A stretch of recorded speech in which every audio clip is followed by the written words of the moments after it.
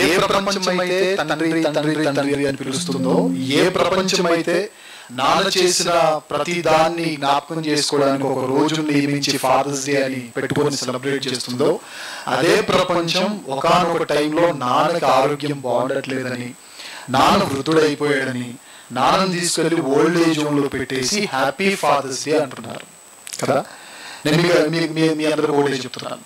లోకం ఎలా ఉందో నాకు అనవసరం, లోక పోకడలు ఎలా ఉంటున్నాయో నాకు అనవసరం, లోకం ఎలా నడుస్తుందో మనకు అనవసరం, లోకం యొక్క ట్రెండ్ ఎలా ఉందో మనకు అనవసరం. బైబిల్ చదువుతున్న వారముగా, క్రిస్టియన్స్ గా దేవునికి మనం నచ్చాలంటే ఖచ్చితంగా మన పేరెంట్స్ ను మనం ఖచ్చితంగా సన్మానించాల్సిందే. ఏదో రోజు వారు వృద్ధులైపోతారు, ఏదో రోజు వారు ఏ పని చేయలేనంత మంచి ముసలితనంలోనికి వెళ్తారు. ఆ రోజు ఇక్కడ కూర్చున్న వారిలో ఏ ఒక్కరు వారిపై సనిగినా, ఏ ఒక్కరు వారిపై గొనిగినా, ఏ ఒక్కరు వారికి హెల్ప్ చేయకపోయినా మీరు క్రైస్తవులుగా పిలవబడరు. అది 100%. అండ్ మరొక విషయం చెప్తున్నాను. జనరల్గా వృద్ధాప్యంలోనికి వెళ్ళిన తర్వాత జనరల్గా మతిమరుపు అనేది చాలా ఎక్కువగా ఉంటుంది. అండ్ ఇంకొకటి నీట్నెస్ అనేది కూడా చాలా చాలా చాలా తగ్గిపోతూ ఉంటుంది. మనకు పేరెంట్స్ ఉన్నారు, వారు ఏదో టైంలో వృద్ధులైపోతారు. అప్పుడు ఖచ్చితంగా వారికి ఆకలి తగ్గిపోద్ది. తిందామనే వేసుకుంటారు ప్లేట్లో అన్నం, కానీ సగం తినేసరికి వారికి ఆకలి చచ్చిపోయి ఇక తినలేక మిగతాది అలా వదిలేస్తారు. ఇలా వదిలేసినప్పుడు పిల్లల్లో చాలామంది చేసే పని ఏంటి? నువ్వు అనవసరంగా అన్నం వేస్ట్ చేస్తున్నాను, తినే వాళ్ళని తిడతా ఉంటే వారు రేపు పొద్దున్న తినడానికి సాహసం చేస్తారు చెప్పండి? ఆ తప్పిదం చేయకండి.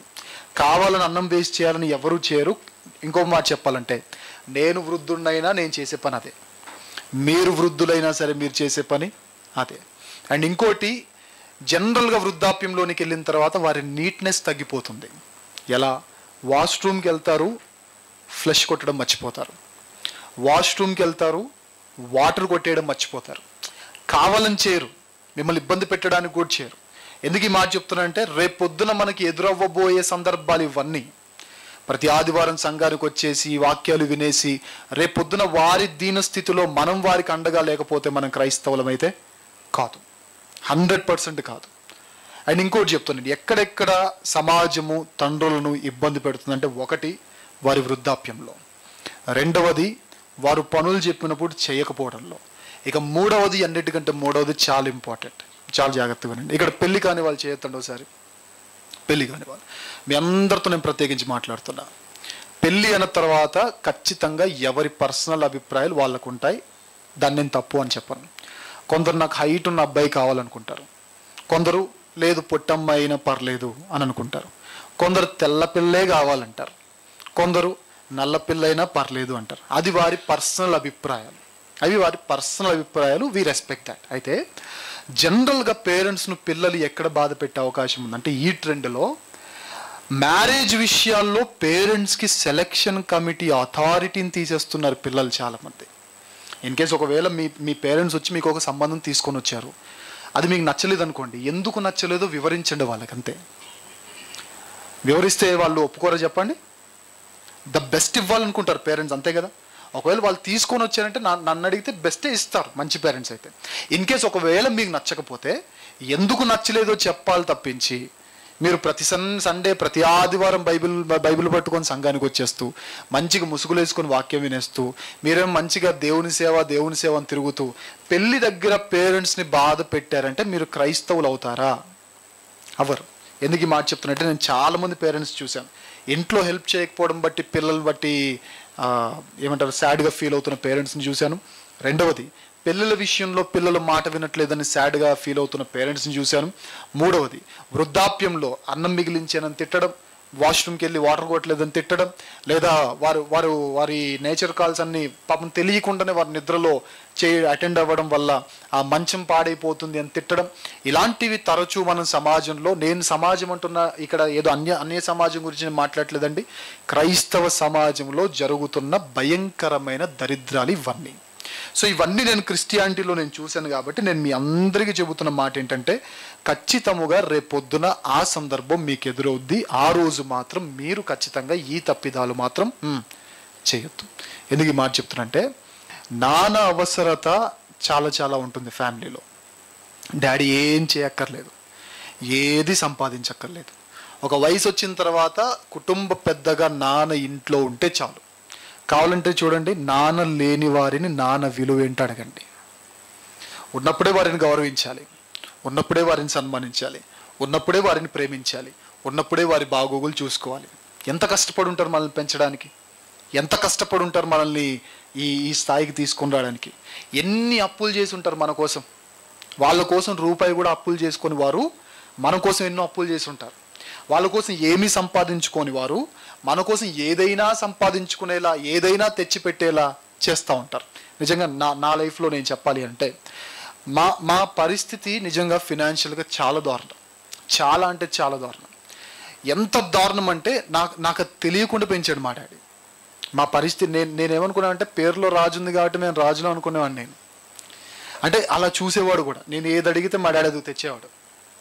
ఇంకా ఏది చెప్పకపోయాడు. క్రికెట్ బ్యాట్ కావాలంటే క్రికెట్ బ్యాట్, వీడియో గేమ్ కావాలంటే వీడియో గేమ్లో గేమ్స్ అన్నీ ఆడేసి, సీడీలు కొత్త క్యాసెట్లు కావాలంటే కొత్త సీడీలు కావాలంటే అవి, సైకిల్ కావాలంటే సైకిల్, ఏది అడిగితే డబ్బులు లేవు అని చెప్పకుండా, డబ్బులు లేవనే మాట రానికుండా తీసుకొని వచ్చేవాడు.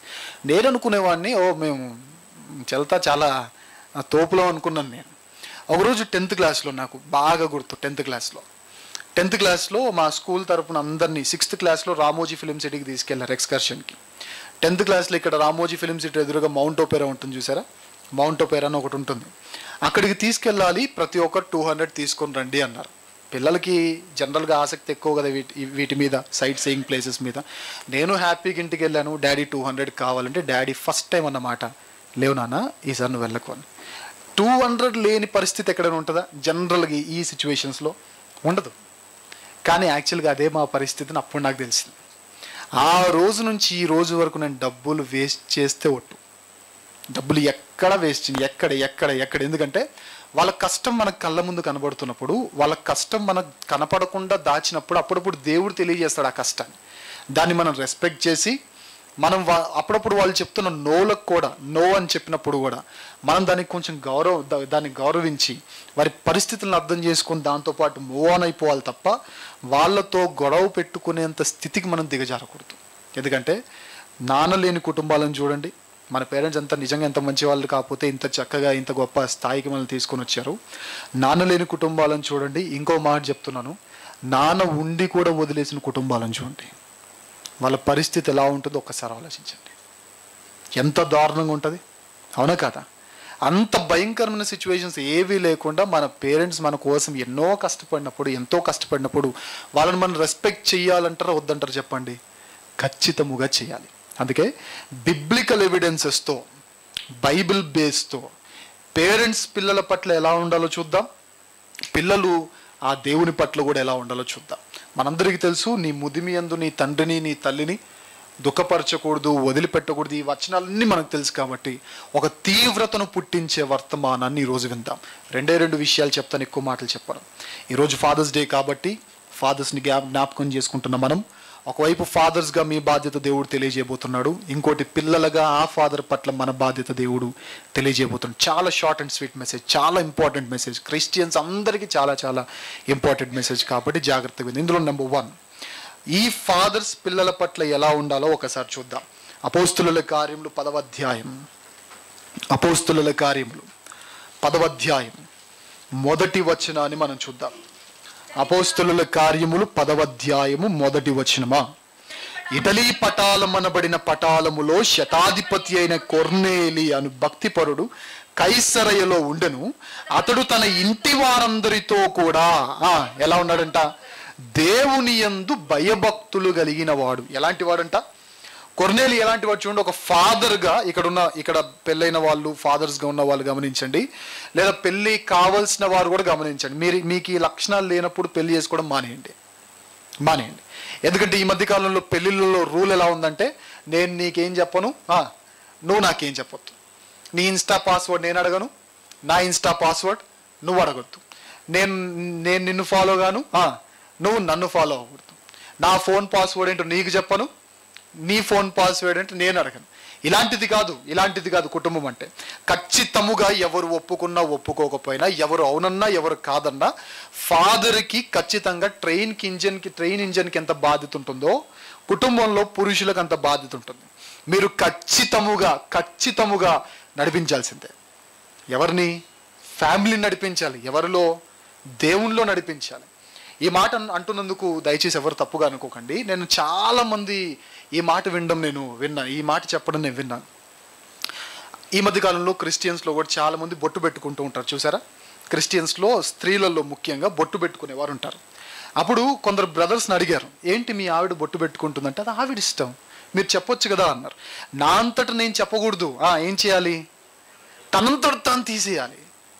అంటే ఇప్పుడు తను చర్చికి రానన్నది అనుకోండి, నా అంతటా నేను చెప్పను. ఏం చేయాలి? తనంతట తాను రావాలి. ఇప్పుడు తను ఏదో మోసం చేస్తుంది అనుకోండి, ఏమంటారు చెప్పండి? కోర్టుకెక్కరా? తను ఏమన్నా అంటే పోలీస్ స్టేషన్కి వెళ్ళరా? నా అంతట నేనేం చెప్పను.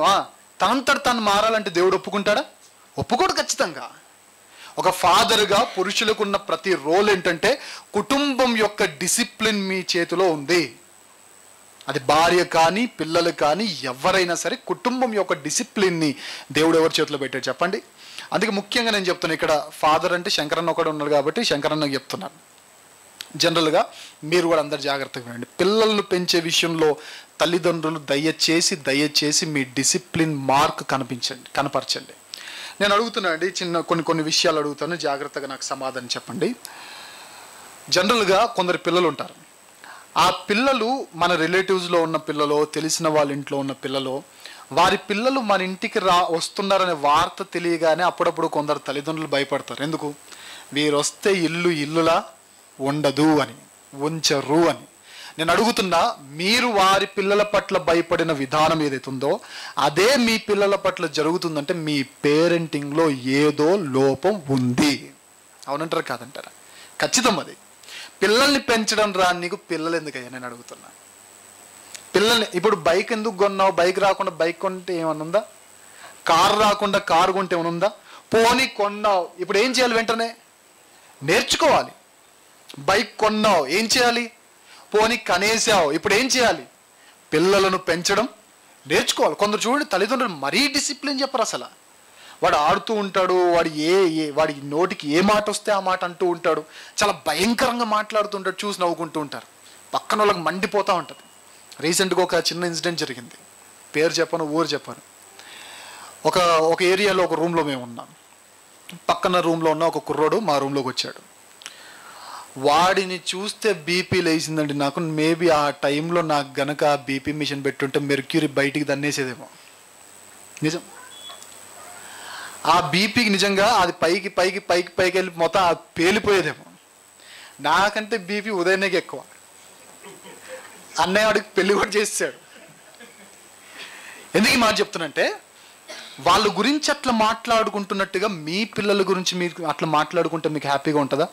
ఇప్పుడు ఫర్ ఎగ్జాంపుల్ ఈ బుడ్డ పిల్లలు ఇద్దరు ఉన్నారు, వాళ్ళ అల్లరి పిల్లలు చిల్లరగా చేస్తూ ఉండరు అనుకోండి. నాకు వాళ్ళతో ఆ చనువు ఉంది కాబట్టి నేను డైరెక్ట్ చెప్తున్నా. వీళ్ళు అల్లరి చేస్తా చిల్లర పనులన్నీ చేస్తూ ఉండరు అనుకోండి. అలా ఉన్నప్పుడు మన అందరం సీక్రెట్గా వాళ్ళు లేనప్పుడు వీళ్ళ పిల్లలు ఉంటారా బాబు తలనొప్పి అని మనం మాట్లాడుకుంటున్న మాట ఈ తల్లి ఆ తండ్రి వింటే హ్యాపీగా ఫీల్ అవుతారా, సాడ్గా ఫీల్ అవుతారా? మరి ఆ సాడ్గా ఫీల్ అయ్యే ఆ పరిస్థితి మీకు రాకుండా ఉండాలంటే మీరు ఏం చేయాలి? ఫస్ట్ ఏం చేయాలి చెప్పండి? డిసిప్లిన్ నేర్పించాలి. ఎవరికి? పిల్లలకి ఖచ్చితంగా. అండ్ ఇంకోటి చెప్తున్నాను, ఇది తల్లిదండ్రులకు మాత్రమే కాదు కానీ పెద్దలందరికీ వర్తిస్తుంది. మీ ఇళ్ళల్లో పిల్లలు ఉంటే మరల నేను చెప్తానండి, మీ ఇళ్ళల్లో పిల్లలు ఉంటే, మీ బంధువుల్లో పిల్లలు ఉంటే, వారు మీతో టైం స్పెండ్ చేయడానికి వస్తే మీ ఫోన్లు వారికి ఇచ్చే సాహసం దయచేసి చెయ్యకండి. అలా చేశారంటే మీరు తల్లిదండ్రులు కాదు, వారి జీవితాన్ని నాశనం చేసే నాశనకర్తలు.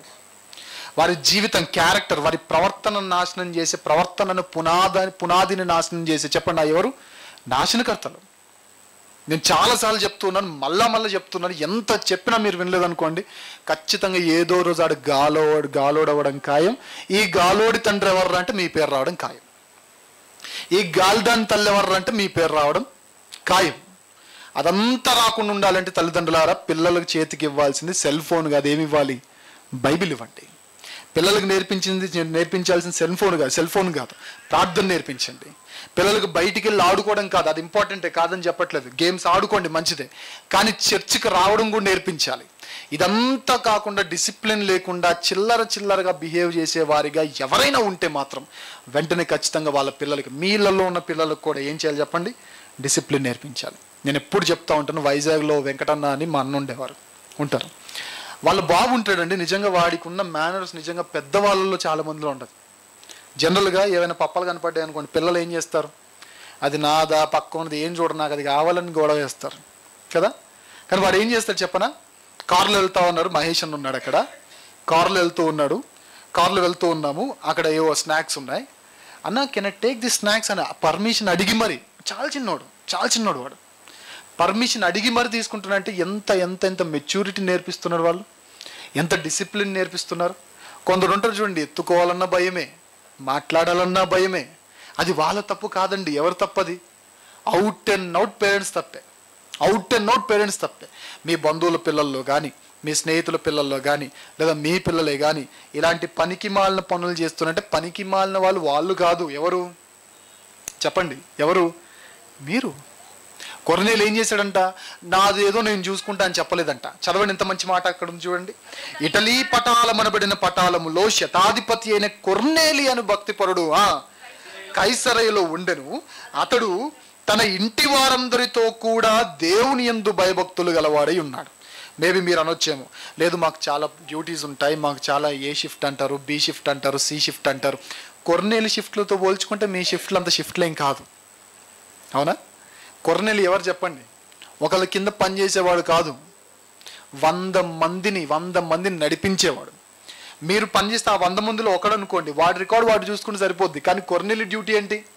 తన రికార్డుతో పాటు ఈ 100 మంది రికార్డ్స్ని పైన వాళ్ళకి సబ్మిట్ చేయాలి. మరి పెద్ద పనా చిన్న పని అది? అందులో ఆర్మీ కమాండర్, అందులో పెద్ద పని పెట్టుకున్నప్పుడు అంత పెద్ద పనిలో కూడా ఎవరికి ఏం నేర్పించాడంటే, ఇంటి వారందరికీ ఏం నేర్పించాడంట? భయభక్తులు నేర్పించాడంట. అంతే తప్ప వాళ్ళంతటా వాళ్ళు చేయాలి, వీళ్ళంతటా వీళ్ళు రావాలి, నా పనేదో నేను చేసుకుంటా అని చెప్పలేదు. నేను మరలా చెప్తున్నా, క్రిస్టియన్స్గా మీరుంటున్నప్పుడు మీరు మాత్రమే కాదు, మీ పిల్లల్లో కూడా డిసిప్లిన్ ఉండాలి. యేసుప్రభు వారి దగ్గరికి జ్ఞానులు వచ్చిన టైంకి యేసుప్రభు వారికి ఇంచుమించు 2 సంవత్సరాలు. ఆ 2 సంవత్సరాల టైంలో ఆ బాలుడి డిసిప్లిన్ చూసి, ఆ బాలుని చూసి వీళ్ళు సాష్టాంగ నమస్కారం చేశారంట. ఎవరు? జ్ఞానులు వెళ్ళి ఏం చేశారు యేసుప్రభు వారి దగ్గరికి? యేసుప్రభు వారు మనలాగా ముక్కులు వేలెట్టుకొని, చేతులు వేలెట్టుకొని, చెవులు వేలెట్టుకొని తింగర్ పనులు చేస్తుంటే సాష్టాంగ నమస్కారం చేస్తారా? ఎంత డీసెంట్ కిడ్గా ఉండాలి చెప్పండి 2 years అప్పుడు. ఎంత చక్కగా మాట్లాడాలి చెప్పండి, ఎంత గౌరవంగా ఉండాలి చెప్పండి, తన నోటిని ఎంత కంట్రోల్ చేసుకోవాలి చెప్పండి. అంత మర్యాద ఎవరు నేర్పించారు? ఖచ్చితంగా ఆయన దేవుడే, కానీ ఖచ్చితంగా ఆయన మానవుడు కూడా. సో మరియమ్మ పాత్ర ఉందంటారా? లేదంటారా? ఖచ్చితంగా ఉంది. మరి మీ పిల్లల విషయంలో మీ పాత్ర ఏంటి? అండ్ ఇంకో విషయం చెప్తాను, చాలా చర్చెస్లో మనం చూస్తూ ఉంటాం, చాలా చర్చెస్లో, ఇప్పుడు ఈ పిల్లల్ని వదిలేయండి, చాలా చర్చెస్లో మనం చూస్తూ ఉంటాం. చూడండి, 4th క్లాస్ చదివేవాడు, 3rd క్లాస్ చదివేవారు, 1st క్లాస్ చదివేవారు, కనీసం చర్చ్ అంటే ఏంటో తెలిసిన వారు వాళ్ళు కదా. వాక్యం చెప్తుంటే లేచి అటు ఇటు తిరుగుతూ ఉంటారు, అటు ఇటు వెళ్ళిపోతూ ఉంటారు, అటు పరిగెడతారు. నేను అడుగుతున్నా, తల్లిదండ్రులుగా మీరున్నప్పుడు వారు స్కూల్లో అలా అల్లరి చిల్లరగా ఎగురుతూ ఉంటే, పరిగెడుతుంటే ఒప్పుకుంటారా? స్కూల్లో ఒప్పుకొని మీరు చర్చిలో ఎందుకు ఒప్పుకుంటున్నట్లు కదా? స్కూల్లో ఒప్పుకొని మనం చర్చిలో ఎందుకు ఆ డిసిప్లిన్ మనం నేర్పించట్లేదు? స్కూల్లో కొడితే ఏమో పడాలేరా నీకు అంటారు, అదే పాస్టర్ వచ్చి కొడితే మారాలేరా చర్చ్ అని అంటారు. లేరా? అందుకే మన పిల్లలు బాగుపడరు. నేను అడుగుతున్నానండి, తల్లిదండ్రులుగా ఉన్న వాళ్ళందరిని అడుగుతున్నా, రోగం వస్తే డాక్టర్ దగ్గరికి వెళ్తాం, చదువు కోసం టీచర్ దగ్గరికి వెళ్తాం, మా పిల్లల ప్రవర్తనలో మార్పు రావట్లేదని ఎంతమంది పాస్టర్ దగ్గరికి తీసుకెళ్తారు చెప్పండి? ఎంతమంది? అన్న మా వాడు ఆకలి, డాక్టర్ గారు సార్ మా వాడు తినట్లేదు సార్, ఏదైనా ట్యాబ్లెట్స్ రాయండి, టానిక్ రాయండి అని డాక్టర్ దగ్గరికి వెళ్తారు. సార్ మా వాడికి ఇలా ఉంది అలా ఉంది, అరగట్లేదు అంటున్నాడు, ఏదో ఏడుస్తున్నాడు, తెలియట్లేదని డాక్టర్ దగ్గర తీసుకెళ్తున్నారు మీరు, టీచర్ల దగ్గర తీసుకెళ్తున్నారు మీరు, సరిగ్గా చదవట్లేదని చెప్పి టీచర్ల దగ్గర తీసుకెళ్తున్నారు మీరు, వీడి ప్రవర్తనలో మార్పు రావట్లేదని ఎందుకు సండే స్కూల్ దగ్గరికి వెళ్ళి సండే స్కూల్ టీచర్ని ఎందుకు ప్రశ్నించకూడదు? పాస్టర్ గారి దగ్గరికి వెళ్ళి పాస్టర్ గారిని ఎందుకయ్యా వీడు ఎందుకు ఇంకా మారట్లేదు ఎందుకు ప్రశ్నించకూడదు? అలా ప్రశ్నించిన రోజు పాస్టర్కి తన బాధ్యత గుర్తొస్తుంది. అలా ప్రశ్నించిన రోజు సండే స్కూల్ టీచర్కి తన బాధ్యత ఇంకా పెంచాలి అనే ఆ రిమైండర్, ఆ అటెన్షన్, ఆ వార్నింగ్ బెల్ ఆ సండే స్కూల్ టీచర్కి కూడా కలుగుతుంది. కానీ ఇవేవి పట్టించుకోకపోతే సండే స్కూల్ బాగుపడదు, సంఘం బాగుపడదు, అల్టిమేట్గా ఫ్యామిలీ కూడా బాగుపడదు. నేను అడుగుతున్న ఒక ఫాదర్గా లేదా ఇక్కడ ఉన్న మీరు మీ మీ అన్న పిల్లలో, మీ చెల్లి పిల్లలో, మీ అక్క పిల్లలో ఎవరో ఒకరు ఉంటారు కదా, ఆ పిల్లల పట్ల ఒక ఫాదర్ ఫిగర్ లేదా ఒక మదర్ ఫిగర్ లా ఉన్నప్పుడు మీరు వారి పట్ల కలుగజేస్తున్న, మీరు వారి పట్ల ఉంటున్న ఏమంటారు నెరవేరుస్తున్న బాధ్యతలు నిజంగా ఆధ్యాత్మికమైన బాధ్యతలు మీరు స్వీకరిస్తున్నా లేదు నాకైతే తెలియదు. కానీ ఇన్ కేస్ ఒకవేళ స్వీకరించకపోతే వెంటనే వాటిని స్వీకరించవలసిందిగా కోరుతున్నాను. అండ్ ఇంకో విషయం చెప్పాలి అంటే కొర్నేలి నుంచి మనం నేర్చుకోవాల్సిన పాఠం. కొర్నేలి అనే భక్తిపరుడు ఒకరోజు ఒక మీటింగ్ పెట్టాడంట. అపోస్తలుల కార్యములు 10:1 కొర్నేలి కనబడుతున్నాడు. ఈయన ఒక భక్తిపరుడు. ఆయన తన ఇంట్లో మీటింగ్ పెట్టుకున్నాడంట. మీటింగ్ పెట్టుకొని తన ఇంటి వారిని మాత్రమే కాదు, ఏం చేశాడంట, తన బంధువులను, తన స్నేహితులను కూడా పిలిచాడంట. ఒకవేళ మీలో ఎవరైనా సరే గృహ కూడికలు పెట్టుకోవాలి అనుకుంటే, అది ఏ సేవకుని పిలిచినా, ఎలాంటి పరిస్థితిలో మీరు ఆ గృహ కూడికలు పెట్టుకున్నా, ఖచ్చితముగా మీ బంధువులకు ఒక ఇన్ఫర్మేషన్ని పాస్ చేయండి. స్నేహితులను పిలవడం మనం గుర్తు తెచ్చుకుంటున్నాం మీటింగ్స్ విషయంలో, కానీ బంధువులను మాత్రం పిలవట్లేదు.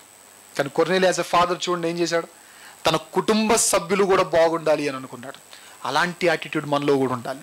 అండ్ ఇంకో విషయం చెప్పాలి అని అంటే, ఈ ప్రాక్టీస్ మీరందరూ చేయండి. నేను చాలాసార్లు చెప్పినట్లున్నాను, మరలా జ్ఞాపకం చేస్తున్నాను. ఉదయం లేవగానే అమ్మ కనపడితే అమ్మకు ప్రైజ్ ద లార్డ్ చెప్పండి, నాన్న కనపడితే నాన్నకు కూడా ప్రైజ్ ద లార్డ్ చెప్పండి. ఇప్పుడు ఇక్కడ ఉన్నారు, పెళ్ళైన వారు ఉన్నారు, ఇప్పుడు భర్త కనపడగానే భార్య ఏం చెప్పాలి, ప్రైజ్ ద లార్డ్ అండి అని చెప్పండి, పర్లేదు. భర్తకు గనక ప్రైజ్ ద లార్డ్ చెప్పేవాడు తోలు తీసేసి కాళ్ళు ఎరగొట్టేసి పొయ్యిలో పెట్టేస్తాను దేవుడు బైబిల్లో ఎక్కడ రాయించలేదు. రాయించాడా? మత్తయి సువార్త గారి ప్రకటన గ్రంథం కానీ ఎక్కడ రాయించలేదు. భార్య కనపడగానే మీరు కూడా కాఫీ దాపో అని కాదు చెప్పాల్సింది. ఫస్ట్ ఏం చేయాలి, ప్రైజ్ ద లార్డ్ చెప్పండి. ఈ ఆధ్యాత్మికమైన హ్యాబిట్స్ అన్ని మనం నేర్చుకుంటా ఉంటే, వీటిని మంచిగా అలవర్చుకుంటుంటే ఖచ్చితంగా ఏదో రోజు మన ఫ్యామిలీ కూడా కొర్నేలి ఫ్యామిలీలో అవుతుంది అంటారా కాదంటారా? ఖచ్చితంగా అవుతుంది. అందుకే ఈరోజు నేను చెప్పినట్లుగా ఈ వర్తమానంలో ఒకటేమో మీ బాధ్యతలు, రెండవదేమో మనందరి బాధ్యతలు ఎవరి పట్ల, దేవుని పట్ల. ఒకటేమో పేరెంట్స్గా పిల్లల పట్ల మీ బాధ్యతలు అయితే, రెండవది పిల్లలుగా ఆయన మనకేమవుతాడు చెప్పండి, తండ్రి. కాబట్టి ఆయన పట్ల మన బాధ్యతలు ఏంటో చాలా సీరియస్గా విందాం. ఓపెన్ చేయండి, ఇక్కడ నుంచి అసలైన మెసేజ్ ప్రారంభమవుతుంది. జాగ్రత్తగా విందాం. యోహాను మొదటి పత్రిక 2వ అధ్యాయం 13వ వచనం. యోహాను మొదటి పత్రిక 2వ అధ్యాయం 13వ వచనములోని వాక్య భాగాన్ని మనం చూద్దాం. తండ్రులారా, 14వ వచనాన్ని చూద్దామా? 14వ వచనం, చిన్న పిల్లలారా మీరు తండ్రిని ఎరిగి ఉన్నారు గనుక మీకు రాయుచున్నాను. మరలా గట్టిగా సంఘం అంతా చదువుతారు ఈ మాట. ఏముంది గట్టిగా అందరూ, చిన్న పిల్లలారా మీరు తండ్రిని ఎరిగి ఉన్నారు గనుక. నేను అడుగుతున్నా, ఒకవేళ యోహాను మొదటి పత్రిక 2వ అధ్యాయం మీ గురించి రాస్తూ ఉంటే, లేదా ఈ యోహాను మొదటి పత్రిక మీకు భక్తుడు రాస్తూ ఉంటే, ఈ వచనం బైబిల్లో మిస్ అవుతుందా ఖచ్చితంగా ఉంటుందా చెప్పండి. ఇంతకీ ఏముంది ఆ వచనంలో? చిన్న పిల్లలారా మీరు తండ్రిని చెప్పండి. నేను మరలా అడుగుతున్నా, చాలా సీరియస్గా విందాం. ఈ బాధ్యతలు ఇంకా ఇంపార్టెంట్ సంఘానికి, ఆ బాధ్యతలు కుటుంబానికి ఇంపార్టెంట్, ఈ బాధ్యతలు రాకడికి ఎత్తబడే విషయంలో ఇంపార్టెంట్. కాబట్టి జాగ్రత్తగా విందాం. యోహాను మొదటి పత్రిక ఒకవేళ సువర్ణకో, శిరీషకో, అనూషకో, ఉదయన్నయ్యకో, లేదా మనోహర్ అన్నకో, ధర్మన్నకో, లేదా నాకో ఒకవేళ దేవుడు రాయించుంటే, యోహాను భక్తుడు మనతో రాస్తూ ఉంటే, చిన్న పిల్లలారా ఏముంది చెప్పండి గట్టిగా. చిన్న పిల్లలారా మీరు తండ్రిని ఎరిగి ఉన్నారు గనుక మీకు రాయచు. నేను అడుగుతున్నా, మీరు నిజంగా తండ్రిని ఎరిగి ఉన్నారా చెప్పండి. ఆ చిన్నపిల్లలు ఎవరిని ఎరిగి ఉన్నారంట? తండ్రిని. మరి ఈ చిన్నపిల్లలు చెప్పండి. ఆ చిన్నపిల్లలు యోహాను మొదటి పత్రిక 2వ అధ్యాయంలో ఉన్న చిన్నపిల్లలు తండ్రిని ఎరిగి ఉన్నారు. చిన్నపిల్లలు అంటే చిన్నపిల్లలు ఏం కాదులేండి, చిన్నపిల్లలుగా పోల్చి రాస్తున్నమాట. యోహాను మొదటి పత్రికలో ఉన్న ఆ పిల్లలు తండ్రిని ఎరిగి ఉన్నారంట. నేను అడుగుతున్నా, సంఘంలో ఉన్న ఈ పిల్లలు తండ్రిని ఏమాత్రం ఎరిగి ఉన్నారని చెప్పండి. ఫేస్బుక్ తెలుసు, వాట్సాప్ తెలుసు, అందులో లేటెస్ట్గా వచ్చిన అప్డేట్స్ తెలుసు, ఏ యాప్లో ఏ వెబ్ సిరీస్లు వస్తాయో తెలుసు, ఏ యూట్యూబ్ ఛానల్లో ఏ ప్రోగ్రాంలు వస్తాయో తెలుసు, ఈటీవీ ఛానల్ నెంబర్ ఏంటో తెలుసు, మా టీవీ ఛానల్ నెంబర్ ఏంటో తెలుసు, సాక్షి టీవీలో ఏ ఎడిషన్ ఎక్కడ వస్తుందో, స్పోర్ట్స్ ఎడిషన్ ఏ పేజ్లో వస్తుందో తెలుసు, తర్వాత ఈ న్యూస్, క్రైమ్ న్యూస్ ఏ పేజ్లో వస్తాయో తెలుసు, ఇలా అన్నీ తెలుసు. నేను అడుగుతున్న, అన్నిటినీ ఎరిగి ఉన్న వారులారా, మీకు నిజముగా మీ తండ్రి తెలుసా? ఆ తండ్రి అయిన దేవుని గురించి తెలుసా? సీరియస్గా అడుగుతున్నా. ఇప్పుడు నేను ఫాస్ట్గా కొన్ని మాటలు అడుగుతాను, నాకు ఫాస్ట్గా ఆన్సర్ ఇవ్వండి. క్రిస్టియన్స్గా ఉన్న మీరు, క్రిస్టియన్స్గా చలామణి అవుతున్న మీలో ఎంతమందికి 66 పుస్తకాల పేర్లు తెలుసు? గట్టి ఒకసారి చేయెత్తుతారా? ఎంతమందికి 66 పుస్తకాల పేర్లు? మళ్ళీ తడబడకూడదు. ఆదికాండము నిర్గమకాండము మళ్ళీ ఫస్ట్ నుంచి చెప్తా. ఇట్లా కాదు, అలా కాదు. ఒక్కసారి స్టార్ట్ చేసామంటే గరుడ వెళ్తా చూసారా, అలా మలాకి నుంచి ఆ ప్రకటన అక్కడికి వచ్చేయాలి. ఎంతమంది చెప్పగలరు చెప్పండి? ఒకవేళ చెప్పలేకపోతే మీరు సిగ్గుపడండి క్రిస్టియన్స్గా ఉన్నందుకు. కనీసం అది కూడా తెలియని మీరు క్రిస్టియన్స్ ఏంటంటే నేను సూటిగా అడుగుతున్నా. అక్కడున్న పిల్లలు తమ తండ్రిని ఎరిగి ఉన్నారంట. ఇక్కడున్న పిల్లలు చెప్పండి, ఇక్కడున్న పిల్లలు. నేను 66 సారాంశం అడగల. దేవుడు ఏమన్నాడు? నీ వాక్యంలో ఉన్న పేజీలు గొప్ప కాదు, నీ వాక్యంలో ఉన్న పుస్తకాల పేర్లు గొప్పవి అని చెప్పలేదు. నీ వాక్య సారాంశమే సత్యము అన్నాడు దేవుడు. నేను సారాంశము కూడా అడగట్లేదు, సారాంశముతో కూడా నేను దాంతో కూడా లింక్ చేసి అడగట్లేదు. నేను సూటిగా మరలా అడుగుతున్న సంఘాన్ని, నేను సూటిగా మరలా ప్రశ్నిస్తున్న సంఘాన్ని. మీరు క్రిస్టియన్ ఫ్యామిలీలో పుట్టుండి చిన్నప్పటి నుంచి చర్చెస్కి వెళ్ళే అనుభవం ఉండి, లేదా ఒక 5 ఇయర్స్గా దేవుణ్ణి ఎరిగిన అనుభవం ఉండి, కనీసం 66 పుస్తకాల పేర్లు తెలియకపోతే be shame to address yourself as a Christian. Be very shame. సిగ్గుపడండి. నేను క్రైస్తవుని అని చెప్పుకోవడానికి సిగ్గుపడండి. కనీసం ఆ పేర్లు తెలియకపోతే ఇంకెందుకండి మన జీవితం ఎందుకు? మనం సంఘానికి వెళ్ళడం ఎందుకు? మనం బైబిల్ పట్టుకోవడం ఎందుకు? చాలా మంది ఆనిముత్యాలు ఉంటారు. ఇర్మియా గ్రంథం అనగానే మనకి కొత్త నిబంధనలు ఎతికే వాళ్ళు ఉంటారు. ఒకరోజు వాక్యం చెప్తున్నాను, ఎక్కడో తల్లి కూర్చుంది, మీటింగ్, చర్చ్లో మీటింగ్, పెద్ద చర్చ్, బాగా క్రౌడ్ ఫుల్లీ ప్యాక్డ్గా ఉంది. ఇక్కడ ఒక ఆవిడ కూర్చుంది. నేను ఇర్మియా గ్రంథమో యోవేలు గ్రంథమో చెప్తా ఉంటే కొత్త నిబంధన తెగ ఎతికేస్తుంది, ముందుకు తిప్పుతుంది, వెనక తిప్పుతుంది. ఆ పేజీ సౌండ్కి నాకు డిస్టర్బ్ అయ్యి ఏం చేస్తుంది మహాతల్లని చూస్తే కొత్త నిబంధనలు ఎతుకుతుంది తల్లి. ఏ గ్రంథము? యోవేలు గ్రంథం. అలా ఆ పేజీ చూసాం, దొరకలేదంటే అనింది. దొరకదన్నా. దొరుకుతుంది చెప్పండి? దొరకదు. నేను అడుగుతున్నా, తండ్రి పట్ల పిల్లల బాధ్యత ఏంటి? కనీసం తండ్రిని ఎరిగి ఉండాలి కదా పిల్లలంటే, అవునా కదా? ఇప్పుడు ఈ 100 మందిని నిలబెట్టి మీ నాన్న ఎవర్రా అంటే మనం గుర్తుపట్టమా? మన నాన్నని మనం ఎరిగి ఉన్నామా లేదా? కానీ ఈ నాన్నని, ఈ తండ్రిని ఆయన ఎరిగి ఉండడం అంటే ఆయన స్వరూపాన్ని ఎవరైనా చూసారా? ఆయన తెలుసుకోవడం అంటే ఏం తెలుసుకోవడం? వాక్యం తెలుసుకోవడం. ఈ వాక్యం తెలుసుకోవడం పక్కకు పెడితే ఫస్ట్ పేజీలో ఉన్న 66 పుస్తకాల పేర్లు మనకు తెలియకపోతే సిగ్గుపడండి.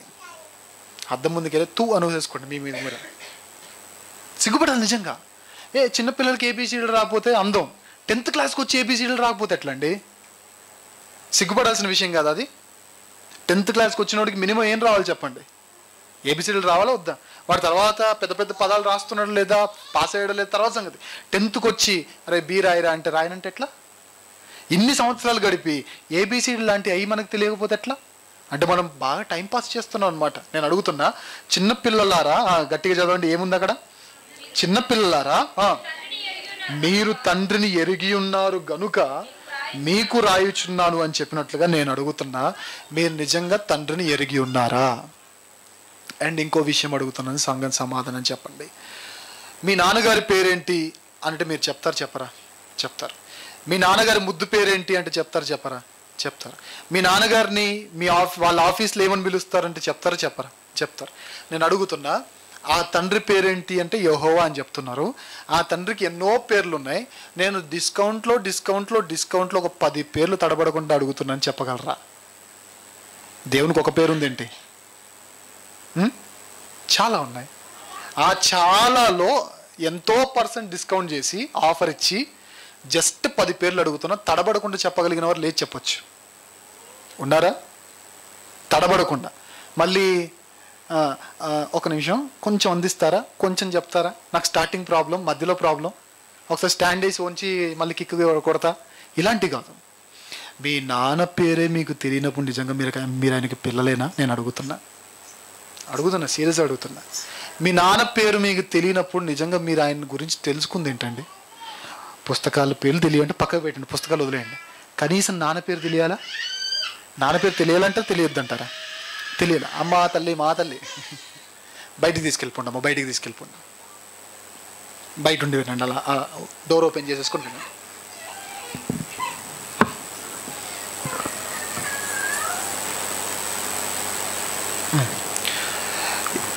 సూటిగా అడుగుతున్నా, నిజంగా చెప్పగలరా 10 పేర్లు? 10 పోనీ 5? మహోన్నతుడా, శౌర్యుడు, అయ్యగా 5 స్తుతులు, ఆయన అభివర్ణన. అది నేను అడిగేది అవి కాదు, ఆయన వర్ణించే పద్ధతులు కాదు నేను అడుగుతుంది, ఆయన పేర్లు. 10 పేర్లు రానప్పుడు, 10 పేర్లు మనకు తెలియనప్పుడు నేను అడుగుతున్నా, ఇంత పెద్దగా అయిన తర్వాత సన్నీ మీ డాడీ పేరు ఏంటంటే అన్నను అనుకోండి, నాకు మా డాడీకి రిలేషన్ లేనట్టే. ఇప్పుడు నేను అదే అడుగుతున్నా, ఇన్ని సంవత్సరాల సంఘానికి వస్తూ 10 పేర్లు మీకు తెలియట్లేదంటే మీకు ఆ తండ్రికి రిలేషన్ కూడా అసలు ఇదంతా దేని గురించి మాట్లాడుతున్నాం? ఒక వచనాన్ని మనం చూసాం. ఏంటా వచనం? యోహాను మొదటి పత్రిక 2వ అధ్యాయం 14వ వచనం. ఎందుకేముంది గట్టిగా చెప్పండి? చిన్నపిల్లలారా, ఒకవేళ మీరు అనొచ్చు మేము చిన్నపిల్లలమే అండి అని. అయితే ఆ చిన్నపిల్లలకు దేవుడు తెలిసి ఉన్నాడంట. మరి ఈ చిన్నపిల్లలకి మీరేం చిన్నపిల్లలు కాదు, నేను చిన్నపిల్లని కాదు కదా. మనందరం కలిసి ఒక్కసారి ఎగిరితే మేబీ కింద ఉన్న వాళ్ళు ఒకేసారి వచ్చి ఏంట్రా పైన ఏం జరుగుతుంది అని అడిగినా ఆశ్చర్యపోనక్కర్లేదు, పెద్దవాళ్ళం మనందరం. అలాంటిది దేవుడు మన కోసం రాయించిన లేఖనాల విలువ మనకు తెలియక, సారాంశం పక్కకు పెడితే పుస్తకాల పేర్లు మనకు తెలియక, పోనీ దేవుని గురించి ఆయన వర్ణించు అంటే ఆయన చేసిన కార్యాలు పక్కకు పెట్టేయండి. మోషేతో దేవుడు చేసిన కార్యాలేంటి, ఇర్మియాతో దేవుడు చేసిన కార్యాలేంటి, యోనాతో దేవుడు చేసిన కార్యాలేంటి, ఈ పక్కకు పెట్టండి. కనీసం దేవునికి ఉన్న పేర్లు ఏంటి నేను అడుగుతున్నా. బేసిక్స్ అండి, బేసిక్స్ అడుగుతున్నా. అది చెప్పలేనప్పుడు మనం ఏం క్రైస్తవులం? నేను చెప్పలేకపోతే నేను క్రిస్టియన్ కాదు, మీరు చెప్పలేకపోతే చెప్పండి మీరు కూడా క్రిస్టియన్ కాదు. ఎందుకు ఈ మాట చెప్తున్నా అంటే, చిన్నపిల్లలారా చెప్పండి ఏముంది? మీరు మీ తండ్రిని ఎరిగి ఉన్నారు. ఎందుకు తండ్రిని ఎరిగి ఉండాలంటే, తండ్రిని ఎరిగి ఉండకపోతే చాలా అనర్థాలు వచ్చేస్తాయి. ఓ విషయం చెప్తున్నాను, జాగ్రత్తగా వినండి. మీరు బైబిల్ చదవకపోతే చాలా నష్టపోతారు, మీరు బైబిల్ చదవకపోతే చాలా మోసపోతారు, మీరు బైబిల్ చదవకపోతే చాలా భయంకరమైన త్రోవలో నడిచే ప్రమాదం కూడా ఉంది. కాబట్టి బైబిల్ బాగా చదవండి. ఎందుకు ఈ మాట చెప్తానంటే, ఈ మధ్యకాలంలో ఇజ్రాయేల్లో పరిస్థితులు తారుమారు అవుతూ ఉన్నాయి, ఇజ్రాయేల్లో పరిస్థితులు మారిపోతూ ఉన్నాయి. బైబిల్లో ఇజ్రాయేల్లో జరిగిన పరిస్థితులకు ఆయన రాకడకు సంబంధించిన సూచనలుగా కొన్ని వచనాలు ఉన్నాయి, కాదని చెప్పట్ల. అక్కడ జరిగే పరిస్థితులకి ఇక్కడ ఆయన రాబోయే రాకడ సూచనలకు సంబంధించిన కొన్ని లింక్స్ అనేవి బైబిల్లో ఉన్నాయి, కాదని చెప్పట్ల. కానీ బైబిల్ మనం చదవకపోయేసరికి ప్రతి ఒక్కడ పరిస్థితిని చూపించేసి ఏదో ఒక ఎక్స్పైర్ అయిన లేఖనాన్ని తీసుకొని వచ్చేసి ఏదో ఒక దానికి లింక్ చేసి యూట్యూబ్లో పెట్టగానే గుడ్డిగా మనం నమ్మేస్తున్నాం. రీజన్ ఏంటి? మనకు తెలియక. సంఘానికి ఒకటే చెప్తున్నాయండి, జాగ్రత్తగా వినండి. యూట్యూబ్లో రాకడ గురించి చెబుతున్న వర్తమానాలు దయచేసి వినకండి, వింటే మాత్రం పూర్ణ శ్రద్ధతో వినండి. ఎందుకంటే ఇజ్రాయెల్లో జరుగుతున్న ప్రతి దానికి రాకడకు సంబంధం ఏమీ లేదు. బైబిల్లో ఖచ్చితంగా లింక్స్ ఉన్నాయంటే ఉన్నాయి, కానీ ఇప్పుడు వీరు చూపిస్తున్న లింక్స్కి ఆ లింక్స్కి ఎలాంటి సంబంధము లేదు. కరోనా వచ్చినప్పుడు ఒక వచనాన్ని తీసుకొని వచ్చారు, కరోనాకి లింక్ చేశారు. ఈ యుద్ధం జరగగానే ఇంకో వచనాన్ని తీసుకొని వచ్చారు, దానికి లింక్ చేశారు. ఏదో లోయలో ఏదో జరగగానే బైబిల్లో ఉన్న ఒక లోయను పట్టుకొని వస్తారు, దానికి లింక్ చేస్తారు. కానీ తెలియని వాస్తవం, క్రైస్తవ ప్రపంచానికి తెలియని వాస్తవం ఏంటంటే, ఆ ప్రవచనాలు, దానికి సంబంధించిన శిక్ష, దానికి సంబంధించిన పనిష్మెంట్, దానికి సంబంధించిన ప్రోటోకాల్స్ అన్ని ఎప్పుడో దేవుడు తీర్చేశాడు. కానీ మనం ఇప్పటికెందుకు గుడ్డిగా నమ్ముతున్నాం అంటే, మనకు దేవుడు తెలియదు, దేవుని గ్రంథంతో మనకు పరిచయం లేదు కాబట్టి. అండ్ ఇంకో విషయము, సంఘము చాలా అలర్ట్గా ఉండండి. సీరియస్గా చెప్తున్నాను. సికింద్రాబాద్ పరిసర ప్రాంతాల్లో మరీ భయంకరంగా ఈ దుర్బోధ రాజ్యం వెళ్తుంది కాబట్టి సంఘం చాలా అలర్ట్గా ఉండండి. ఒకటి, దేవునికి భార్య ఉంది అని చెప్పేవాళ్ళు చాలామంది వస్తున్నారు. వాళ్ళ విషయంలో అలర్ట్గా ఉండండి. మీకు బాగా సబ్జెక్ట్ తెలిస్తే మాట్లాడండి, లేదంటే వాళ్ళకు ఒక డేట్ చెప్పి మమ్మల్ని పిలవండి, మేము వస్తాం. సీరియస్గా చెప్తున్నాను. దేవునికి భార్య ఉంది అని చెప్పేవారు మీ దగ్గరికి వచ్చిన బ్రహ్మం అనే ఒక వ్యక్తిని యేసు ప్రభు వారిగా చిత్రీకరిస్తూ ఈయనే రాబోయే మెస్సయ్య అని చెబుతూ వచ్చేవారు. మేబీ దాన్ని నిజ సంథింగ్ ఏదో సత్య సువార్త ఏదో పిలుస్తున్నారు వాళ్ళ సమావేశాన్ని, వాళ్ళ సువార్త బృందాన్ని. సత్య సువార్త బృందం, అది అసత్య సువార్త. అది సో అలాంటి వారు వచ్చినా మీరు కంగారు పడకుండా వెంటనే మాకైనా ఫోన్ చేయండి, సబ్జెక్ట్ ఉంటే మీరైనా మాట్లాడండి. అండ్ ఇంకోటి, యెహోవా సాక్షుల పేరుతో చాలా భయంకరమైన దుర్బోధలు జరుగుతున్నాయి, వాళ్ళ విషయంలో జాగ్రత్తగా ఉండండి. అండ్ మెయిన్గా మోరోవర్గా ఇంకా గట్టిగా మాట్లాడాలి అని అంటే, కృప ఉంది కాబట్టి పాపం చెయ్యొచ్చు అనే బోధ ఈ మధ్య బాగా బాగా స్ప్రెడ్ అవుతుంది. ఈ 4 బోధలు ఇంకా చాలా ఉన్నాయి, తర్వాత మాట్లాడుకుందాం. కానీ ఈ 4 బోధలు ప్రజెంట్ చాలా ట్రెండింగ్లో ఉన్నాయి కాబట్టి సంఘం అంతా జాగ్రత్తగా ఉండండి. సబ్జెక్ట్ ఉంటే మాట్లాడండి, లేదు నేను మాట్లాడలేమంటే వాళ్ళు మిమ్మల్ని అప్రోచ్ అవ్వగానే, లేదు ఈరోజు నేను మాట్లాడలేను, రేపు మా అన్న వస్తాడని చెప్పండి, మేము వచ్చి మాట్లాడతాం. ఎందుకు ఈ మాట చెప్తానంటే, చిన్నపిల్లలారా గట్టిగా చదవండి, మీరు మీ తండ్రిని ఎరిగి ఉన్నారు గనుక మీకు వ్రాయుచున్నాను అని చెప్పినట్టుగా, మనకి ఏమీ తెలియదు కాబట్టి తల్లి సంబంధం వచ్చి దేవునికి భార్య ఉందనగానే దేవునికి భార్య ఉంది, దేవతానికి స్తోత్రం అంటున్నారు. బ్రెన్నం వాళ్ళు వచ్చేసి అటు వెళ్ళగానే ఈ చర్చ్ నుంచి ఆ చర్చికి జంప్ అవుతారు, ఆ చర్చ్ నుంచి ఈ చర్చికి జంప్ అవుతారు. నాకు తెలిసిన ఒక ఆవిడ ఉంది, ఎవరొచ్చి కొత్త బోధ చెప్పినా వెంటనే జంప్ అయిపోతుంది. చెప్పాం, వద్దమ్మా, వద్దు వద్దు తల్లి, వద్దు వద్దు వద్దు అని చెప్పాం. వింటారా? వినరు. తెలంగాణలో ఒక సామెత ఉంది, చెప్పక విన్నోన్నంట చెడంగా చూడాలి అంట. ఎంతో చెప్పాం, వినరు. తల్లి సంబంధాల దగ్గరికి వెళ్ళింది, అక్కడ కొంచెం ఆస్తి కోల్పోయింది. తర్వాత బ్రెన్నం వాళ్ళ దగ్గరికి వెళ్ళింది, అక్కడ కొంచెం మనీ పోయినాయి. ఆ తర్వాత యెహోవా సాక్షుల దగ్గరికి వెళ్ళింది, అక్కడ మనీ పోయింది. అంత జ్ఞానోదయం, బుద్ధునికి ఏదో చెట్టు కింద జ్ఞానోదయం అయినట్టుగా ఈవిడికి అన్ని సంఘాలు తిరిగిన తర్వాత జ్ఞానోదయం అయి అప్పుడు ఫోన్ చేసింది, ఏం చేయాలని, మర్యాద వెనక్కి వచ్చేయండి అని చెప్పాను. ఇప్పుడు వచ్చినా ఒకటే, రాకపోయినా ఒకటే. ఎందుకంటే ఆవిడ ఇంక మళ్ళీ ఇప్పుడు మీలో ఎవరైనా వెళ్ళి నేనే దేవుణ్ణి అంటే, సార్ నాకు ఆశీర్వాదాలు కావాలి సార్ అంటది ఆవిడ. ఎందుకు ఇదంతా జరుగుతుంది అంటే, ఈ పిల్లలకి ఎవరి మీద అవగాహన లేక, తండ్రి మీద బాధ్యత. కనీసం బైబిల్ పేర్లు తెలియదు, కనీసం ఆయన పేర్లు తెలియదు, కనీసం ఎవరైనా వచ్చి బోధ చేస్తుంటే దుర్బోధ అనే విషయం కూడా, ఆ సెన్స్ కూడా మనకు తెలియదు. ఆ తర్వాత ఎవరు కరెక్ట్గా ఉన్నారు, ఎవరు కరెక్ట్గా లేరు, బైబిల్ సారాంశం ఏంటి ఇది తెలియదు, ఏమీ తెలియదు. కానీ మనం ఏం పిలువబడుతుంది చెప్పండి? తండ్రి అని పిలిచేస్తాం. ఆ తండ్రి హ్యాపీగా ఫీల్ అవుతాడా? ఆయన పేర్లు తెలియని విషయంలో హ్యాపీగా ఫీల్ అవుతాడా? నేను మా డాడీని అనాథాశ్రమం, ఏ ఆశ్రమం అంటారు దాన్ని, ఓల్డ్ ఏజ్ హోమ్లో జాయిన్ చేసి, daddy happy father's day daddy అని అంటే హ్యాపీగా ఉంటాడా? చెప్పండి. నాకు దేవుని పేర్లు తెలియక, దేవుని గ్రంథంతో పరిచయం లేక, ఆయనతో సహవాసము లేక, ఆయనతో అనుబంధము లేక, నేను దేవునికి ప్రతి క్రిస్మస్ రోజు హ్యాపీ క్రిస్మస్ అని చెప్పేసి, దేవా నీకు స్తోత్రం అని చెప్పేసి, నేను స్తుతించినా చాలు అంటే చాలదంటాడు దేవుడు. ఖచ్చితంగా చాలదంటాడు. ఓన్లీ స్తుతి అంటే చాలదు. There something more than that. ఖచ్చితంగా ఇంకెక్కువగా ఉంది.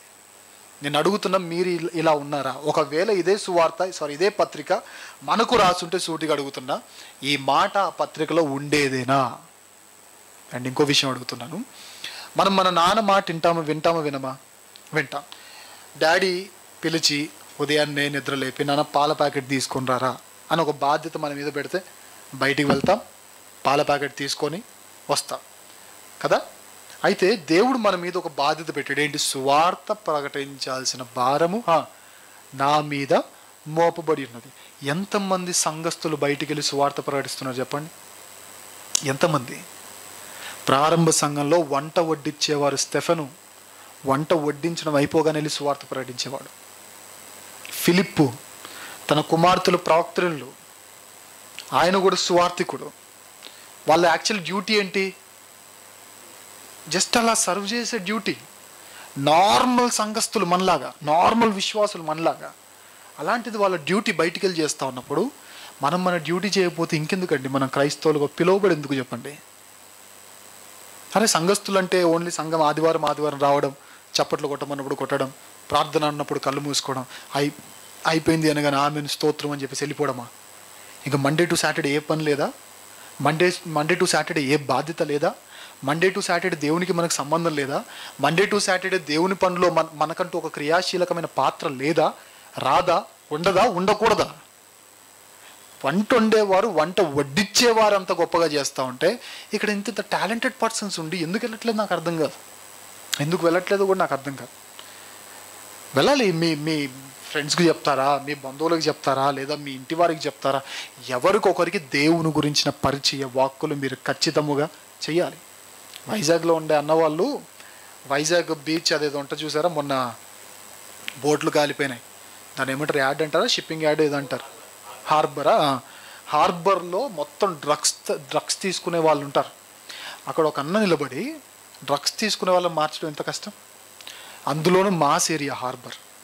అక్కడ ఒక అన్న నిలబడి సుమారుగా 40 మందికి దేవుని వాక్యాన్ని చెప్పి దేవునిలోనికి తీసుకుని వచ్చాడు. 40 మంది. ఆయన పాస్టర్ ఏం కాదు, సువార్థికుడు కూడా కాదు, ఆయనకి యూట్యూబ్ ఛానల్ కూడా లేదు. ఒక సాధారణ విశ్వాసి అంత పని చేయగా లేనిది మీరు ఒక సాధారణ విశ్వాసిగా మీరు ఎందుకు చేయలేకపోతున్నారు? చెయ్యలేని మీరు క్రైస్తవులుగా ఏ అర్హత ఉందని క్రైస్తవులను పిలుచుకుంటున్నారు చెప్పండి? ఇవేవి లేకుండా తండ్రి నీకు స్తోత్రం, చేతులు ఎత్తేయగానే ఎత్తేసి కాళ్ళు ఎత్తేయగానే ఎత్తేస్తారు. ఇంకా తర్వాత కాళ్ళు ఎత్తే వర్షం కూడా వచ్చి ఆశ్చర్యపోనక్కర్లేదు. ఇక దొర్లేసి అటు తిరిగి ప్రభువా నీకు స్తోత్రం, నాథా నీకు స్తోత్రం అంటే అది కాదయ్యా దేవునికి కావాల్సింది. ఫాదర్స్ డే రోజు ఫాదర్స్ పట్ల పిల్లలకు ఉండాల్సిన బాధ్యత తెలియాలి. కనీసం పేర్లు తెలియదు, బాధ్యతలు పక్కకు పెడతారు. కనీసం ఆయన గురించి సారాంశం తెలియదు.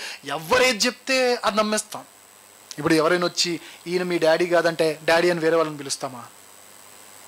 మరి ఈ బోధ ఇది కాదనేసరికి వేరే బోధకి వెళ్తాం, ఆ బోధ కాదనేసరికి వేరే బోధకు వచ్చేస్తాం. డాడీ ఒక పని చెప్తే బయటికి వెళ్ళి పని చేస్తాం. ఈ డాడీ చెప్పిన, ఆ తండ్రి చెప్పిన పని మాత్రం ఏ ఒక్కరం చేయట్లేదు. నేను అడుగుతున్నా, ఇదేనా దేవుడు చెప్పిన ఏమంటారు, ఇదేనా దేవుడు కోరుకున్న బంధం? ఫాదర్ సన్ రిలేషన్షిప్ అంటే ఇదేనా? కాదు. అండ్ నేను చాలామంది క్రైస్తవులను చూశాను. జనరల్గా ఏ పిల్లలైనా చూడండి, డాడీ చెయ్యి పట్టుకొని వెళ్ళడానికి చాలా గర్వపడతారు. కానీ చాలామంది క్రైస్తవులు కనీసం రోడ్డు మీద బైబిల్ పట్టుకొని నడవడానికి సిగ్గుపడుతున్నారు. ఈ మధ్య ఒక కల్చర్ ఎక్కువైపోయింది, ఏంటంటే బైబిల్ తేవట్లేదు. సారీ టు సే దిస్ అండి, సేవకులు కూడా బైబిల్ తేవట్లేదు. స్టైల్గా ఒక ఐప్యాడ్ తెచ్చుకుంటున్నారు, స్టైల్గా ఫోన్లు అన్నీ రాసేసుకొని వస్తున్నారు. ఇక బైబిల్ ఉండదు, ఏముండదు. కార్ దిగుతారు, స్టేజ్ ఎక్కుతారు, జేబులో చేయబెడతారు, ఫోన్ తీస్తారు, ముందు పెడతారు. ఇక బైబిల్ ఏదే లేదు. యాప్స్ ఉన్నాయి కదా అంటే యాప్స్ ఉంటే ఉండనివ్వండి, బైబిల్ ఉండాలా? క్యారీ చేయాలి ఖచ్చితంగా. ఆఫీస్కి వెళ్ళగానే ఐడి కార్డు అడుగుతారు. రోజు చూసే వాళ్ళకి అంత మాత్రం తెలియదేంటి మీరా కాదా అని ఎందుకు అడుగుతారు? మ్యాండేటరీ. అవి కొన్ని మ్యాండేటరీ థింగ్స్ ఉంటాయి. అలా క్రిస్టియన్కి బైబిల్ చేత పట్టుకోవడం అనేది ఒక గర్వంగా ఫీల్ అవ్వాల్సిన క్రిస్టియన్స్, తండ్రి పట్టుకొని నడవడానికి గర్వంగా ఫీల్ అవుతున్న పిల్లలు మరి ఈ తండ్రి ఇచ్చిన గ్రంథాన్ని పట్టుకొని నడవడానికి ఎందుకు సిగ్గుపడుతున్నా నాకు ఇప్పటికీ అర్థం కావట్లేదు. ఇలాంటి వారిగా మనం ఉంటే ఖచ్చితంగా చెప్తున్నాను, మన విషయంలో దేవుడు సిగ్గుపడతాడు. ఇంకో విషయం చెప్పాలంటే, ఇలాంటి పిల్లలను ఆయన కలిగి ఉన్నందుకు ఆయన సిగ్గుపడతాడు. ఒక విషయం చెప్పమంటారా? నేను ఎప్పుడు అంటూ ఉంటాను కదా, తండ్రి అని పిలిచే భాగ్యాన్ని ఇచ్చినందుకు నీకు స్తోత్రం ప్రభువా అని. నిజంగా ఒక క్రిస్టియన్గా మనకు ఉండాల్సిన పెద్ద గర్వపడదగ్గ విషయం ఏంటంటే, నేను అనుకుంటానండి, నా పర్సనల్ అభిప్రాయం, నేను ఎవరిని ఏమనట్లేదు, ఎవరి అభిప్రాయాలు నేను కించపరచట్లేదు, ఏమీ కాదు. కానీ నా పర్సనల్ అభిప్రాయం ఏంటి, నువ్వు దేని విషయంలో గర్వపడతావు? నీ గురించి చెప్పుకో, నీ అధికారం చెప్పుకో, నీకున్న స్టేటస్ చెప్పుకో అంటే నేను ఒకటే చెప్తాను, ఐఎమ్ చైల్డ్ ఆఫ్ గాడ్, అంతే. ఆయన్ని తండ్రి అని పిలిచే ధన్యత నాకు దక్కింది, అంతే. యూట్యూబ్ ఉంది, ఫేస్బుక్ ఉంది, ఇన్స్టాగ్రామ్ ఉంది, దాంట్లో లైక్స్ ఎక్కువ, దాంట్లో ఫాలోవర్స్ ఎక్కువ, ఇది కానే కాదు, ఎప్పటికీ కాదు. డైలీ మీటింగ్స్కి వెళ్తాను, లేదా నా మీటింగ్స్కి ఇంతమంది వస్తారు, లేదా నేను ఏదైనా మాట చెప్తే ఇంతమంది ఫాలో అవుతారు, అది నా పర్స్పెక్టివ్లో అది ఎప్పటికీ నేను గర్వించదగిన పాయింటే కాదు. ఒక క్రిస్టియన్ గర్వపడదగ్గ పాయింట్ ఏదైనా ఉంది అని అంటే, మనకు మీటింగ్స్ ఉన్నాయి, మనకి యూట్యూబ్ ఛానల్ ఉంది కాదు. మనము ఎవరి పిల్లలము? ఆయన పిల్లలము. మనం ఆయన్ని ఏమని పిలుస్తున్నాము? ఇంతకు మించిన గర్వకారణం ఏదైనా ఉంది అంటే అది అపవాది పుట్టించిన గర్వకారణాలే, కాదంటారా? మీటింగ్స్ ఈరోజు ఉంటే రేపు పోతాయి, ఛానల్ ఈరోజు ఉంటుంది రేపు పోద్ది. కానీ తండ్రి అనే ఈ బంధం విడదీయలేనిది, ఆయన మరువనిది, ఆయన మరచిపోలేనిది. దానికి మించిన గర్వకారణం మీకు ఏదైనా ఉంది అంటే doubt your self as a Christian. Me Christianity మీద, మీకున్న క్రిస్టియన్ డిఎన్ఏ మీద ఒక్కసారి డౌట్ పడండి, నిజంగా నేను క్రిస్టియన్నేనా అని. అండ్ ఇంకో విషయం చూద్దాం, తండ్రి పట్ల పిల్లలు ఎలా ఉండాలో చూద్దాం. సమూయేలు కాదు, న్యాయాధిపతుల గ్రంథం 16వ అధ్యాయం. న్యాయాధిపతుల గ్రంథం 16వ అధ్యాయం. చివరికి మాట చూపించి నేను ముగిస్తాను. న్యాయాధిపతుల గ్రంథం 16వ అధ్యాయం 31 చూద్దామా? 31. అప్పుడు అతని స్వదేశ జనులను అతని తండ్రి ఇంటి వారందరూ కూడి అతనిని మోసుకొని వచ్చి జొర్యాకును ఎఫ్తాయోలుకును మధ్యనున్న, ఇక్కడ నుంచి ఈ మాట జాగ్రత్తగా చదవండి. ఏంటంట? అతని తండ్రి అయిన మనోహ సమాధిలో అతని పాతి పెట్టిరి. నేను అడుగుతున్నా అండి, కుమారులుగా, పిల్లలుగా, మళ్ళీ చెప్తున్నా, అది సిస్టర్స్ అయినా బ్రదర్స్ అయినా, పిల్లలుగా మీరున్నప్పుడు దయచేసి మీ శారీరక తండ్రికి కానీ ఆధ్యాత్మిక తండ్రికి కానీ ఈ పరిస్థితి మాత్రం తీసుకొని రాకండి. ఏంటి ఆ పరిస్థితి? 13వ అధ్యాయంలో మనందరికీ తెలుసు, తన భార్య ఏదో పొలంలో ఉండగా, ఏదో పనిలో ఉండగా దేవదూత దర్శనం జరుగుతుంది. తనకి ఏం చేయాలో తెలియక పరుగున వెళ్ళిపోయింది. వెళ్ళి భర్తకు చెప్పింది. భర్త పేరు మనోహ. భర్తకి ఏం అర్థం కాలేదు. సరే ఈసారి వస్తే పిలువు అని చెప్పాడు. మళ్ళీ తన ఒంటరితనంలో దేవదూత దర్శనం కలగడం, నువ్వు ఇక్కడే ఉండయ్యా, మా ఆయన్ని తీసుకొని వస్తా అని చెప్పి ఆ తల్లి పరుగున వెళ్ళడం. ఈ మాట విని ఆ భర్త కూడా పరుగున రావడం, దేవదూతతో మాట్లాడటం. ఏమని? రాబోయే ఈ సంవత్సరంలో నీకు ఒక బాబు పుడతాడు, వాడు చాలా ధైర్యవంతుడు, చాలా శక్తివంతుడు, కారణజన్ముడు, మీరందరూ ఈ బానిసత్వంలో నుండి మిమ్మల్ని విడిపించే ఒక యోగ్యమైన కారణంతో పుడుతున్న ఒక బలశాలుడు, అలాంటి బలవంతుడు ప్రపంచంలో లేడు, ముందు కూడా రాడు, అలాంటి వాడు అని చెప్పగానే, మరి ఏం చేయమంటావు, అలాంటి వాడిని కంటున్నాం కదా, ఏం చేయమంటావు అని భక్తితో అడిగాడు. ఆవిడ వెంటనే దేవదూత తల్లికి చెప్పిన ఆజ్ఞలు కొన్ని ఉన్నాయి. నువ్వు ఇలా ఉండాలి, ఇలా చేయకూడదు, అలా చేయకూడదు అని. ఖచ్చితంగా ఆ విషయాల్లో తన భర్త సపోర్ట్ ఇచ్చుంటాడో చెప్పండి? ఖచ్చితంగా ఇచ్చాడు.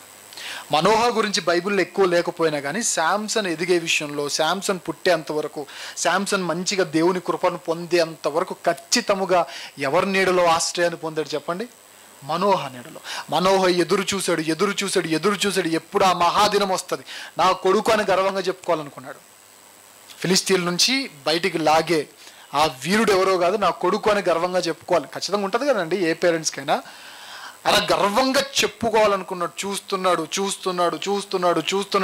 ఒక రోజు వేష దగ్గరికి వెళ్తాడు, ఇంకో రోజు ఇంకొక అమ్మాయి దగ్గరికి వెళ్తాడు, ఇంకొక రోజు ఢిల్లీలో దగ్గరికి వెళ్తాడు, ఇంకో రోజు ఇంకో భయంకరమైన పాపం చేస్తాడు, ఢిల్లీలో మోసం చేస్తుందని పదే నమ్ముతాడు. దేవుని దివ్య ఆ మహిమను పక్కకు పెట్టేశాడు, దేవుని సహాయాన్ని పక్కకు పెట్టేశాడు, దేవుని దర్శనాన్ని వదిలేశాడు. ఎవరింటి తిరుగుతున్నాడు? ఈ అమ్మాయిల వెనక తిరుగుతున్నప్పుడు ఎప్పుడు చనిపోయాడో తెలియదు కానండి, తన కళ నెరవేరకుండానే తండ్రి చనిపోయాడు. ఆయన మరణంలో చాలా డెప్త్ ఉంది, ఆయన మరణంలో చాలా బాధ ఉంది. అది మనకు బైబిల్ మనకు తెలియపరచకపోవచ్చు, బట్ ఒక సాధారణమైన మనిషిగా ఆలోచిస్తే ఖచ్చితంగా చాలా భయంకరమైన వేదనకరమైన మరణం అది. తన కొడుకు ఒక ప్రవచనానుసారంగా పుట్టిన కొడుకు, తన కొడుకు ప్రపంచంలో అందరికంటే బలవంతమైన కొడుకు, తన కొడుకు ఒక రాజ్యాన్ని కాపాడడానికి వచ్చిన నాయకుడు, ఒక న్యాయాధిపతి. అలాంటి న్యాయాధిపతిగా ఉన్న ఆ కొడుకు గురించి గర్వంగా చెప్పుకోవడానికి ఒక్క రీజన్ దొరకలేదండి తన తండ్రికి. ఒక్క రీజన్ దొరకలేదు. వీడు నా కొడుకు అని చెప్పుకోవడానికి ఇస్సాకు చెప్పుకోవాడు. ఎవరి గురించి? ఇస్సాకు గురించి చెప్పుకోవాడు ఎవరు? అబ్రహాం. ఇతను నా కొడుకు అని. ఇస్సాకు యాకోబు గురించి మేబీ తర్వాత ఒకవేళ ఫ్యూచర్ని బట్టి ఇస్సాకుకి తెలుసుంటే ఖచ్చితంగా చెప్పుకోగలడు యాకోబు నా కొడుకు అని కదా. కానీ ఇతను మనోహ సంసోన్ నా కొడుకు అని చెప్పుకోలేకపోయాడు. రీజన్? దేవుని దర్శనాన్ని వదిలిపెట్టి ఎవరి వెనకాల తిరిగాడు? అమ్మాయిల వెనకాల తిరిగేశాడు. అలా తిరుగుతున్న క్షణంలో ఏ క్షణం చనిపోయాడు తెలియదు, కానీ ఆ కళ నెరవేరకుండానే చనిపోయాడు. ఈరోజు మన తల్లిదండ్రులకు కూడా మన పట్ల కొన్ని కళలు ఉంటాయి, నెరవేర్చండి వాటిని. ఆ తండ్రికి మాత్రం మన పట్ల చాలా కళలు ఉన్నాయి. ఏంటది? మన రక్షణ పొందాలని, రక్షణ పొందిన మనం ఇంకా జాగ్రత్తగా ఉండాలని, సంపూర్ణులుగా మారాలని. ఒక విషయం చెప్పమంటారా? పరిశుద్ధత కాదు కావాల్సింది, ఏం కావాలి? సంపూర్ణత. కానీ మనం పరిశుద్ధత దగ్గర ఆగిపోతే ఎలా? పరిశుద్ధత అనేది ఉచితం, సంపూర్ణత అనేది ప్రయాసతో రావాల్సిందే. ఆ ప్రయాస లేనిది మనం దేవుని పిల్లలు అని చెప్పుకుంటే ఎలా? మత్తయి సువార్త 5 చివరి మాటలు అంటాడు, మీ తండ్రి పరిపూర్ణుడు గనుక. నేను అడుగుతున్నా, మనం పరిపూర్ణులమా? బైబిల్ పేర్లు తెలియని మనం పరిపూర్ణమా? తండ్రి పేర్లు తెలియని మనం పరిపూర్ణమా? బైబిల్ చదవని మనం పరిపూర్ణమా? బైబిల్ సారాంశమే తెలియని మనం పరిపూర్ణమా? ఎవరు పడితే ఎవరు వచ్చి గాలి కబుర్లు చెప్తుంటే గాలికి ఎగరగొట్టు పొట్టులా ఉంటున్న మనం పరిపూర్ణమా? ఎవరం పరిపూర్ణలం? పరిపూర్ణల పట్ల దేవుడు హ్యాపీగా ఫీల్ అవుతాడా వీడు నా కొడుకు అని చెప్పుకోవడానికి? లేదా మనలాంటి వాళ్ళ పట్ల ఫీల్ అవుతాడు చెప్పండి? ఇప్పుడు ఆ తండ్రికి మనం ఇవ్వాల్సిన బెస్ట్ ఫాదర్స్ డే గిఫ్ట్ ఏంటి చెప్పనా? వీడు నా కొడుకు అని దేవుడు అందరి ముందు చెప్పుకోవడానికి సిగ్గు కాదు, గర్వపడాలి. అలా గర్వపడాలంటే మనం ఎలా ఉండాలి? అన్ని విషయాలు ఎదగాలి, అన్ని విషయాలు. ఇది నాకు రాదు అని చెప్పడానికి వీల్లేదు. పౌలు గారు అంటారు, ఏ విధము చేతనైనా ఎవరైనా నేను రక్షించాలని సమస్త విధములైన జ్ఞానముతో నేను ప్రతి ఒక్కరితో మాట్లాడుతున్నా అంటాడు. సమస్త విధములైన ప్రతి దాంట్లో దైవజనుడు సన్నద్ధుడై, చెప్పండి, ప్రతి సత్కార్యం అన్నాడా, ఒక్కొక్క సత్కార్యం అన్నాడా? కృపావరాలు అనేకాలు అయ్యి ఒక్కొక్కరికి ఒక్కొక్కటి వస్తాయి, కానీ సత్కార్యాల విషయానికి వచ్చేసరికి మాత్రం దైవజనుడు అన్నవాడు ఖచ్చితముగా, చెప్పండి, ప్రతి సత్కార్యంలో ఉండాలి. అలా ఉన్న వాళ్ళను చూపించి దేవుడు వీడు నా కొడుకు అని చెప్పుకోవడానికి గర్వపడతాడు. అలా చెప్పుకోవడానికి సిగ్గుపడుతున్నారంటే ఈ ఫాదర్స్ డే రోజు దేవుడు ఖచ్చితంగా మీతోనే మాట్లాడుతున్నాడు. ఒకవేళ మీరు ఇంతవరకు చెప్పబడిన విషయాల్లో మీ పేరెంట్స్ విషయంలో మీరు అశ్రద్ధ చూపించిన, వారి ముదిమియందు వారు చేస్తున్న నిర్లక్ష్యపు పనులు, మేబీ అది ఏజ్ క్రైటీరియాని బట్టి వస్తున్న నిర్లక్ష్యమే, కానీ మిమ్మల్ని ఇది ఇబ్బంది పెట్టడానికి వస్తున్న నిర్లక్ష్యం కాదు. దాని విషయంలో మీరు ఒకవేళ వారి మీద సనుక్కుంటున్నా, లేదు అని అంటే దేవుని పట్ల, ఒక ఫాదర్ పట్ల మీరు ఉండాల్సిన విధానంలో మీరు ఉండకుండా, ఎందుకంటే దేవునికి తగినట్లుగా నడుచుకోవాలి అని దేవుడు బైబిల్లో చాలాసార్లు చెప్పాడు. అలా నడుచుకోకపోయినా, బైబిల్ మీద అవగాహన మీకు లేకపోయినా, ప్రార్థనాత్మ మీలో లేకపోయినా, ఉపవాస అనుభవం మీలో లేకపోయినా, ఆయన్ని తండ్రి అని పిలుస్తున్నందుకు సిగ్గుపడండి. బైబిల్లో ఉన్నాయో ఏమున్నాయో ఏవి లేవో తెలియకపోయినా తండ్రి తండ్రి అని పిలిచే సాటిస్ఫై అవుతున్నాం కదా, సిగ్గుపడండి. మీరు తండ్రి అని పిలుస్తుంటే మీరు సాటిస్ఫై అవుతున్నారు, కానీ ఆ పిలుపు ఆయనకి సాటిస్ఫాక్షన్ ఇస్తుందా? ఇవ్వదు. సాటిస్ఫాక్షన్ ఇవ్వాలంటే ఏం చేయాలి చెప్పనా? తప్పిపోయాడంటే కుమారుడు, తర్వాత ఏం చేశాడు? దెబ్బలు తగిలాయి, ఎక్కడో వచ్చేసాడు. మనం కూడా ఇప్పుడు ఏం చేయాలి? తప్పిపోయాం, దెబ్బలు తింటున్నాం, ఇప్పుడు ఏం చేయాలి? తిరిగి తండ్రి దగ్గర రావాలి. వస్తే ఆయన సాటిస్ఫై అవుతాడు. లేదు అని అంటే ఖచ్చితంగా నువ్వు నా కుమారుడు కాదు, అక్రమము చేయువార్లారా, మీరెవరో నాకు తెలీదు, నా ఇద్దరు నుండి మీరు వెళ్ళిపోండి అంటాడు. ఇప్పుడు చెప్పండి, ఫాదర్కి ఇవ్వాల్సిన బెస్ట్ గిఫ్ట్ ఏంటి చెప్పండి? ఆయన్ని పరిపూర్ణముగా తెలుసుకోవడమే. అంతకు మించిన గిఫ్ట్ ఏం అక్కర్లేదు. చిన్న పిల్లలారా చెప్పండి, మీరు తండ్రిని మీరు కూడా ఎరిగి ఉంటే అంతకు మించిన గిఫ్ట్ ప్రపంచంలో ఇంకేది లేదు. సో ఆయన గిఫ్ట్ ఇవ్వాలి అని అనుకుంటే ఇదే చేయండి. అన్నిటికంటే బెస్ట్ గిఫ్ట్ అంటే గట్టిగా చెప్పండి, మనము తండ్రిని ఎరిగి ఉండుట, మనము తండ్రిని తెలుసుకొనుట, మనము తండ్రి పనిలో ఉండుట, ఆయన చిత్తము నెరవేర్చుటయే మనకు ఆహారం, మనకు పానీయం. అంతే. దేవా నీవేనా స్వాస్థ్య భాగము, నీవేనా, చెప్పండి. అది ఇలా ఉంటే ఖచ్చితముగా దేవుడు మన విషయంలో చాలా చాలా చాలా సాడ్గా ఫీల్ అవుతాడు. వద్దు, బైబిల్ బాగా చదువుదాం, ప్రార్థన బాగా చేద్దాం, సంఘంలో ఉజ్జీవంగా ఉందాం. దేవుడు, నేను ఆయన దేవుడు అని చెప్పుకోవడానికి ఎంత గర్వపడుతున్నానో, ఆయన నన్ను కుమారుడు అని చెప్పుకోవడానికి కూడా అంత గర్వపడే లైఫ్ స్టైల్ నేను ఖచ్చితంగా కలిగి ఉండాలి. అలాంటి లైఫ్ స్టైల్ దేవుడు మన సంఘంలో అందరికీ అనుగ్రహించును గాక. ఆమేన్. ప్రార్థన చేసుకుందాం. మోకరించగలిగిన వారందరూ మోకరించండి. ప్రభు వల్లలోనికి మనం వెళ్దాం.